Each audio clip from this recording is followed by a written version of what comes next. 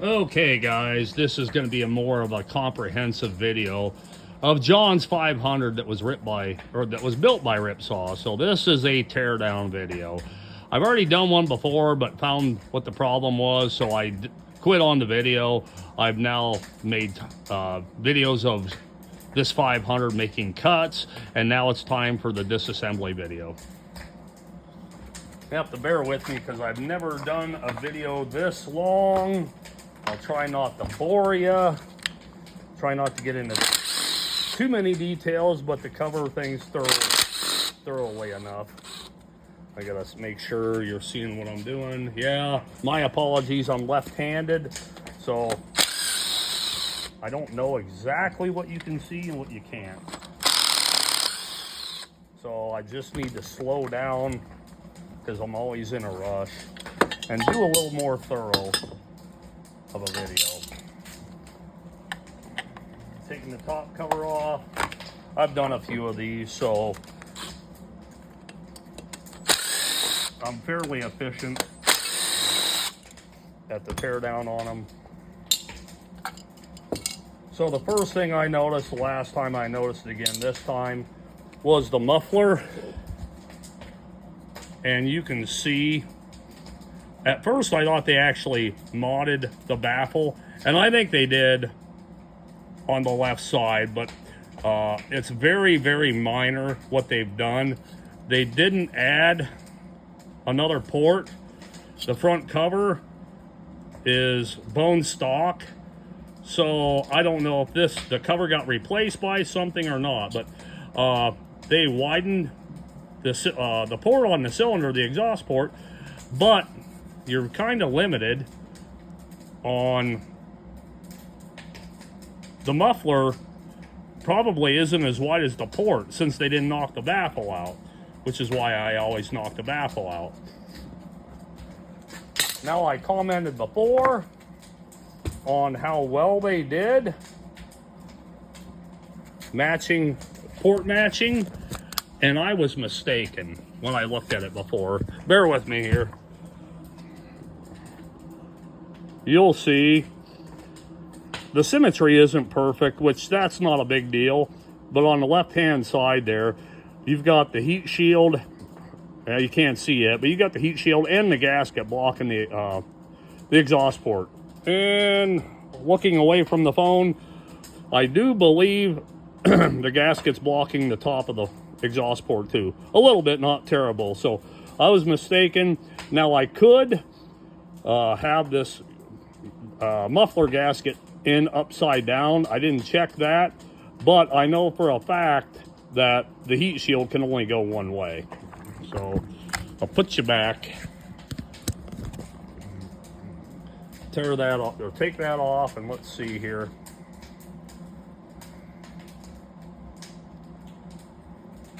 Yeah, guys, I did. I do believe I had the muffler gasket on upside down. So I'll put it back on the saw.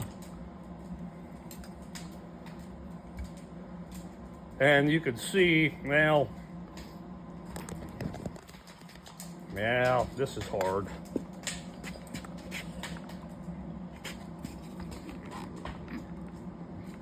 You can see that the left-hand side of the heat shield is blocking the exhaust a little bit, and they went pretty wide on it on the right-hand side. So if I remove the heat shield and the gasket, we can look at the exhaust port, and if you see, it's not symmetrical. The left-hand side to the bolt hole, it's a little further distance than it is to the right-hand side. In my opinion, that's not a super big deal. I think I do it all the time too. Maybe not off quite that far, but in my opinion, it's not that big of a deal. Okay, continuing the tear down. Now, I did have this apart once before, and they used some type of epoxy. They removed the base gasket and had some type of epoxy. I don't know what they used. I wanted to reassemble it excuse me, with the spark plug hole, with the spark plug fixed and make a video, a cut video. And I didn't have the epoxy they did, so I did the best I could to mimic what the saw was at the time I got it. So, continuing on, I'm trying to speed things up here. I'm not going to disassemble every little thing that I typically do. Excuse me. To when I'm getting ready to prep a saw. I'm just trying to keep this short. So the muffler, biggest thing is, there's really no muffler mod. Very, very minimal muffler mod. And I just remembered I didn't drain the gas out of this, so this could be fun.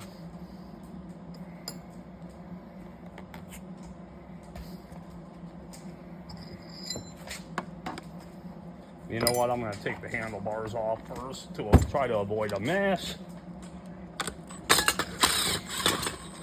I'm hoping you guys could see this.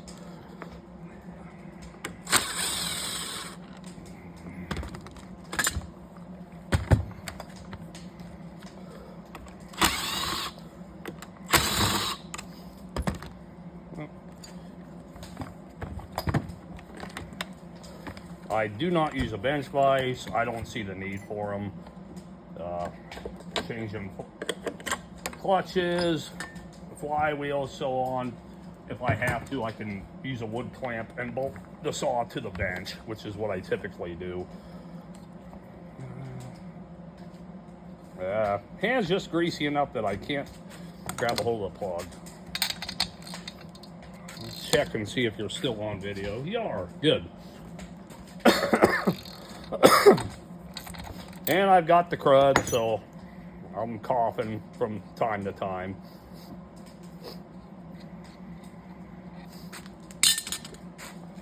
Okay, see if I can avoid a gas bath here.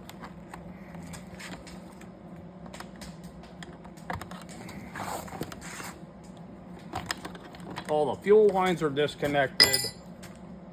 Blue plug disconnected. Black pigtail and plug disconnected.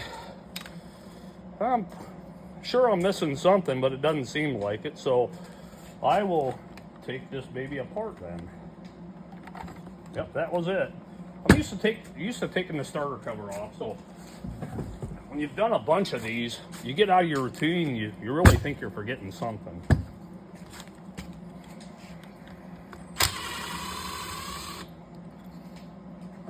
And need a T15.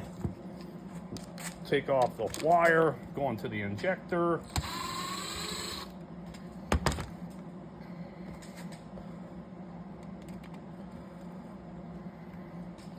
I always put that little screw back in so I don't lose it. I've lost them before and ordered replacements. It took a while, but I just assume not repeat that.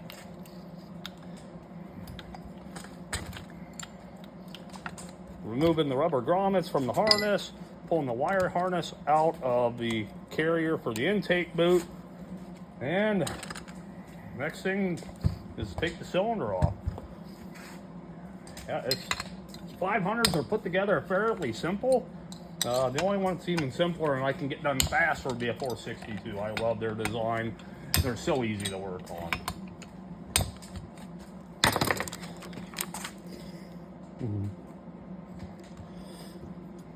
T27.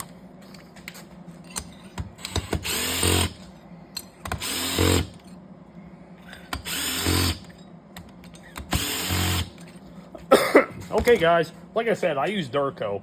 I don't know what they use, so I'm expecting to see some Durco. I put it on fairly thin. We'll see if it got in the ports and made a big mess. You know what? It actually looks pretty good. There's my Durco job. I don't see a whole lot of it that made it into ports, so I'm not going to attribute any Durco to how this saw ran.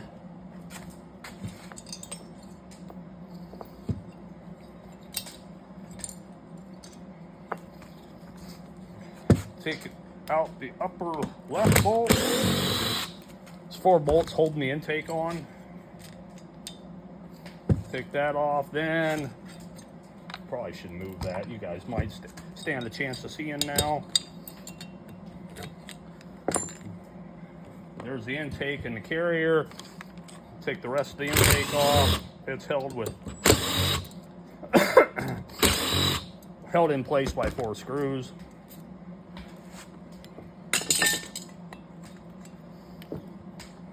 Okay, guys. So here we go. I've done this before. I posted it before. So they did widen the exhaust, and I know for a fact they raised the exhaust. The intake, they polished the roof a little bit. They polished, boy, the lighting here is terrible. Well, they polished the bottom of the intake a little bit until it met the bore. They didn't want to mess with timing numbers, so jeez.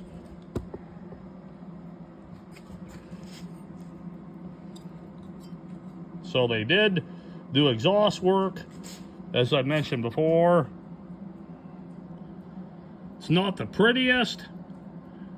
It's not symmetrical. It's not chamfered or beveled, but they actually did something. So I think that's an improvement. You can see on the lowers, they actually went through and tried to polish it up.